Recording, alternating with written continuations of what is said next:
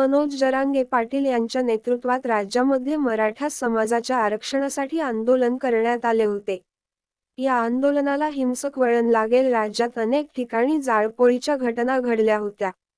त्यामुळे या प्रकरणाची सविस्तर चौकशी करण्यात यावी, अशी मागणी विधिमंडळात करण्यात आली होती. त्यानुसार गृहमंत्री देवेंद्र फडणवीस यांनी या प्रकरणी सीट चौकशी करण्याची घोषणा केली होती. त्यानुसार आता सखोल तपास करण्यासाठी विशेष तपास पथक म्हणजेच SITची स्थापना करण्यात आली आहे. नाशिक शहराचे पोलीस आयुक्त संदीप कर्णिक यांच्या अध्यक्षतेखाली या समितीची स्थापना करण्यात आली आहे. या संदर्भातला शासन निर्णय जारी करण्यात आला.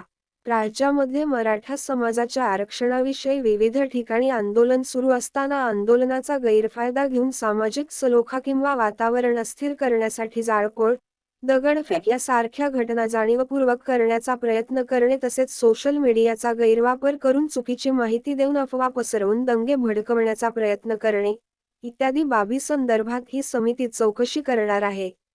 या विशेष तपास पथकामध्ये निमंत्रित सदस्य म्हणून तज्ज्ञ व्यक्तींना बोलवण्याचा अधिकार विशेष तपास पथकाचे प्रमुख यांना देण्यात आलेले आहेत.